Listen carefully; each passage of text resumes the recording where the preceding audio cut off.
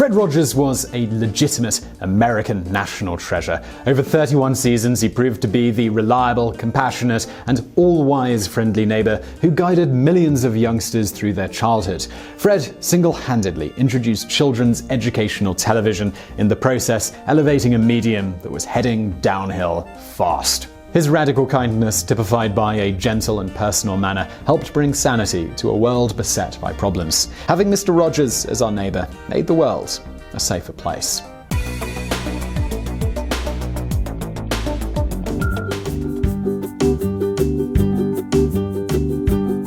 Frederick McFeely Rogers entered the world on March 28, 1928 at his grandparents' house in Latrobe, Pennsylvania. His parents, James and Nancy, were extremely pious people, so young Fred grew up in a very religious household. James worked at the McFeely Brick Company, which was owned by his father. He was a hard-working, industrious man who taught these traits to his son. Nancy volunteered at the local hospital as a nurse's aide. She had a deep love for helping others, which also was a huge influence on Fred. In later years, Fred would fondly remember how his mother required everyone in the family to hand-knit sweaters every Christmas for the troops during the war years. This family ritual instilled in Fred a love for sweaters, and they became his trademark during his TV show Mr. Rogers' Neighborhood in years to come. Every one of the hundreds of sweaters he wore on the show was hand-knitted by Nancy. The extended Rogers family was very close, with Fred developing a special bond with his grandfather. The two spent many hours together, where the old man would encourage Fred to be himself, expressing all of his feelings and emotions freely. This had a great impact on Fred, who fondly recalled how his grandpa had told him that he made his day special by simply being himself. Those words made Fred feel special, and he made it his mission in life to help other people feel the same way. When he was 11, Fred's parents adopted a baby girl named Elaine. Fred loved being an older brother, even though Elaine proved to be quite a handful. Away from the love and the security of his family, however, Fred struggled. He found it difficult to make friends, often finding himself isolated and alone. The other children made fun of the fact that he was overweight and that he didn't join in with their rough-and-tumble play. As a result, he became rather quiet and shy. His parents told him to ignore the negative feelings that were welling up inside of him and focus on positive things. This only made Fred feel more hurt and more confused. In later years, one of his key messages to parents was that children's feelings need to be acknowledged rather than ignored. The outlet that Fred stumbled upon to release his pent-up emotions was the piano. When he was just a few years old, Nancy would play the piano in order to soothe Fred. By 5, he was playing it himself. He was a natural, and within a few years he was so proficient that he would play for guests and family members. His act would also include a puppet show. Fred found that these outlets allowed him to express his feelings in a way that wouldn't upset other people. When he was 10, Fred's grandmother bought him a piano of his own, a $25 pump organ. He spent hours each day practicing, with his time at the keys being the only periods that he felt like he was being his true self. In his early teens, Fred also became obsessed with photography, developing his own prints in a basement darkroom. His favorite thing to capture on film were the expressions on other people's faces. The Rogers family, they attended the Presbyterian Church in Latrobe. From the very start, Fred was eager and engaged. He was entranced by every sermon, finding a personal connection to the message of Christianity and the personality of Jesus Christ. It inspired in him the deep-felt desire to serve and help other people. When Fred entered high school, he was just as shy and uncertain around his peers than ever. He did, however, develop a very unlikely friendship. Fred could never have imagined that he would become close friends with someone like Jim Stambaugh. Stambaugh was a popular and talented athlete and a football player. When Jim suffered a football injury, however, he was confined to a hospital bed for a period of weeks. The school assigned Fred to deliver Jim's homework to him in hospital, as well as making notes for him in class. Jim and Fred spent time together and came to appreciate each other. Fred could see through Jim's exterior image as the sports hunk, and Jim could appreciate Fred's quiet and thoughtful nature. When Jim was released from the hospital, the friendship continued. Through Jim's influence, the other students came to realize that Fred wasn't so bad after all. Fred hadn't changed, but now the other students let him be himself without harassing him. From this, he learned a powerful lesson that he strived to impart to millions of children through his TV show decades later. Be yourself without shame. As a result of his newfound acceptance by his peers, Fred's confidence grew in leaps and bounds. He became involved in school activities, becoming editor of the school yearbook and the school newspaper. By the end of his senior year, he was president of the student council. He came to be respected rather than mocked for his quiet, thoughtful nature. During his high school years, Fred developed another relationship that was pivotal in his life. George Allen was an African-American friend of the family. As well as sharing Fred's passion for music, George was also a passionate pilot.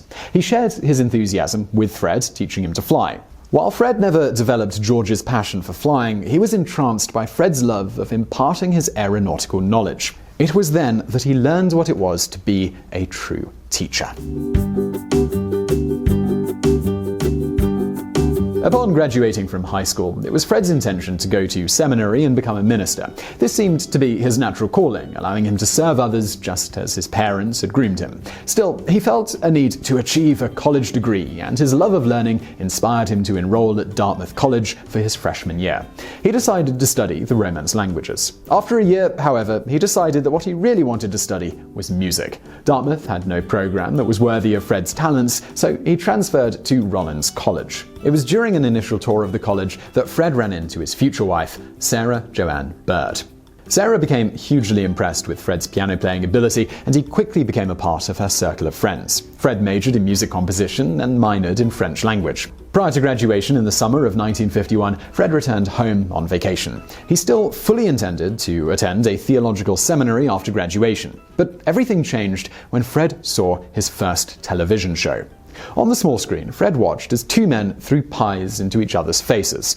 In an instant, he saw the potential in this new medium to educate millions of people at once. At the same time, he was appalled at the lowbrow way that television was currently being used. Fred was so passionate about his desire to change the way that television was being used that he decided, on the spot, to give up on his ideas to join the seminary and pursue a career in television.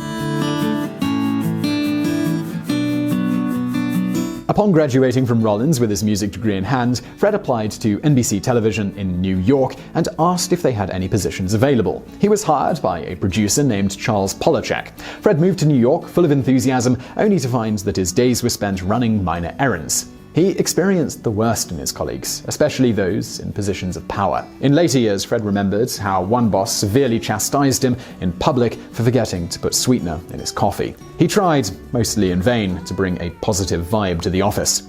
Fred's favorite NBC show was Opera Theatre. The show collaborated with famous composers to put on operas that were shown across the nation via the tube. Fred worked his way up to becoming a floor manager on the show. He was in charge of timing the programs, making sure the cameras were ready, and letting the actors know when to stop and when to start. His attentive personality allowed him to shine in this role. Fred also became floor manager on a handful of other shows. He came to appreciate the wide variety of uses that television could be put to. One of the shows he worked on was the Gabby Hayes show.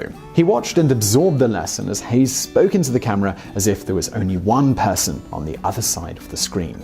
Ultimately, though, Fred became frustrated. NBC wasn't showing any interest in moving into the use of television as a medium of education.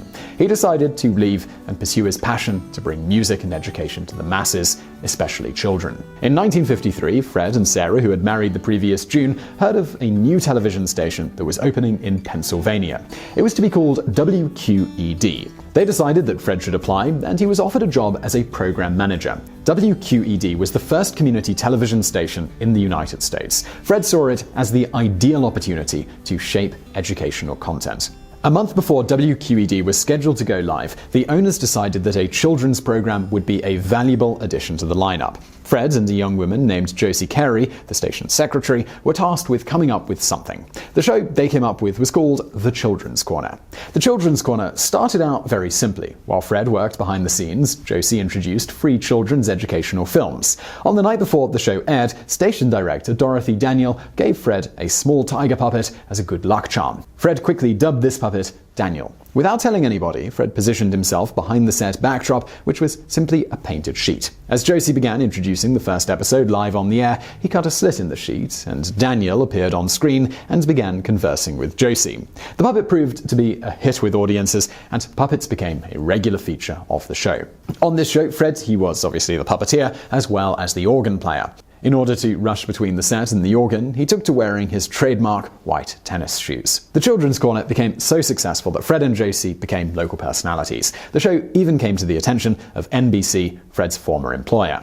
When their head of religious programming went on a 4-week vacation, NBC invited Fred and Josie to fly to New York to appear live every Saturday morning. They returned to Pittsburgh for the Monday morning show. The NBC Saturday show now exposed Fred to a national audience. He began receiving hundreds of thousands of fan letters. The NBC executives quickly secured Fred and Josie as regulars. They also had larger, more professional puppets made. NBC put pressure on Fred and Josie to quit WQED and go daily on their channel. But the pair would not relinquish their loyalty to the original channel, and they continued to travel back and forth. Despite his grueling TV schedule, Fred continued to pursue his dream of achieving a theological degree. He attended the Pittsburgh Theological Seminary and studied in the late hours, finally achieving his master's in divinity. The most influential course he took was a master's counseling course, during which he worked with children to see how they reacted to puppet interactions. He found that children reacted very differently with puppets than they would with real people, and would more easily open up and communicate with a puppet. Fred was ordained in 1962. His vocation was to work with children and families through the mass media, specifically television. Plans were put in action for a Fred-hosted show for the Presbyterian Church, but before it got off the ground, Fred received the call that would change his life. The call came from Fred Rainsbury, who was in charge of children's programming in Canada. He wanted Fred to come to Canada and put on a 15-minute daily show specifically aimed at children and using puppets as well as his musical talents. It was a huge risk for Fred and Sarah, who now had 2 young children, but it was everything that Fred had been working towards, and so they bit the bullet and moved to Toronto. But when he arrived, Fred was shocked to realize that Rainsbury wanted him to appear in front of the camera rather than behind the scenes. Rainsbury had seen Fred work one-on-one with children and knew that he had a special gift to connect with them. Over the next 12 months, the 2 Freds developed the program's concept, with Rogers finally agreeing to appear on screen. The show was to be called Mr. Rogers as one word. Rainsbury felt that this would make it less formal to children. The show was set up in a neighborhood with whimsical sets and puppets for Fred to interact with. A man named Ernie was brought in as the puppeteer. The show was a huge success in Canada. However, after the initial 12-month contract was up, Fred decided to move his family back to the United States to be closer to family. Moving back to Pittsburgh, Fred waited patiently until WQED had room in their schedule for another children's educational program. After 2 years, during which he held an education job with the church, the funding came through for Fred to host his own show on WQED, Mr. Rogers' Neighborhood. The show premiered in October of 1966. For the first year, it was essentially a rehashing of the Canadian version of Mr. Rogers. Within 12 months, however, the format had expanded, and the show had been picked up by the Sears Company as a major sponsor, enabling it to go to a national audience. Fred wrote the theme song, which was to become famous, Won't You Be My Neighbor? The revamped show added more characters, puppets, and places to visit. Each episode, Fred would go out of the studio and visit a new place. The second national series in 1969 rolled out in full color. In the 3rd season, the show, which had become hugely popular, was taken over by the Public Broadcasting Service, or PBS. The first run of Mr. Rogers' Neighborhood continued production for a total of 8 seasons and 455 episodes. By then, Fred was ready to take a break, and so the show transitioned to reruns. But Fred was still busy. Ever the perfectionist, he took the opportunity to fix things that he didn't like from older episodes. New original seasons of Mr. Rogers' Neighborhood began filming in 1979. Between then and 1993, 15 new episodes were produced per season, with shows linking together and carrying through one overall theme for the entire season. The huge popularity of the show was due to Fred's casual, inviting, and empathetic nature. He never acted, always striving to be genuine and honest. His main method of teaching was through his own example, as many of his audience members grew up with him. The show would start with Fred talking directly to his child audience about a subject. Then it would transition to a field trip, which had been filmed earlier. Then it would be back live, where Fred would move into the neighborhood of make-believe. This was a whimsical place where the characters could learn, explore, and act out specific scenarios. Then Fred would move out of the neighborhood of make-believe and discuss what had happened in the neighborhood that day. From start to finish, the emphasis of the show was on communication, opening up to others, and exploring feelings. Fred was not afraid to discuss any topic that was relevant to children, including divorce and death. In addition to these heavy topics, Fred also encouraged children to have fun, exploring the world around them, and keeping their curiosity alive. In 2001, Fred retired at the age of 71 after 31 seasons and 865 episodes of Mr. Rogers' Neighborhood. The show was officially over, but Mr. Rogers was still a familiar TV personality because of reruns. Although he was best known for his landmark TV show, Fred Rogers invested his time and energy into other work as well. He was involved in the children's book business, held seminars for parents, and produced many documentary-style features.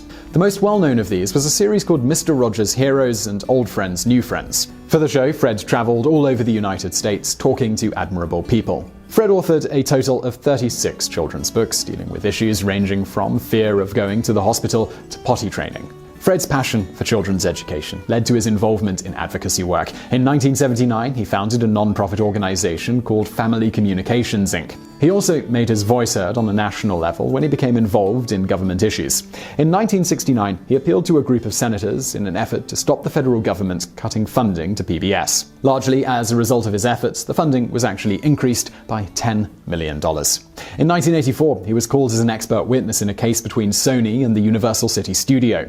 The case was about the new Sony technology called Betamax, which was the forerunner of the video recorder. This new technology threatened Hollywood, and Universal brought the case to stop Sony on the grounds of copyright. Fred testified on the behalf of Sony, stating the importance of parents and children being able to tape his show for viewing later. Sony ultimately won the case. A year after his retirement from television, Fred was diagnosed with stomach cancer. His last public appearance was when he tossed the coin at the 2003 Rose Bowl. A few weeks later, he underwent surgery to get rid of the cancer. It was unsuccessful, and Fred went home to spend his last weeks with his family. He died on February 27, 2003, surrounded by his family and his devoted wife, Sarah. Fred's passing was mourned around the world, but it was felt the hardest in his native Pittsburgh, Pennsylvania. His memorial was held there, and it was attended by thousands of people, including many celebrities. PBS took steps to help children to come to terms with the loss of Mr. Rogers. They continued to air reruns, and a special entitled Fred Rogers, America's Favorite Neighbor, was hosted by Michael Keaton. During his lifetime, Fred received many awards, including the Presidential Medal of Freedom. In 1999, he was inaugurated into the Television Hall of Fame, and one of his sweaters was featured in the Smithsonian Institute as a treasure of American history.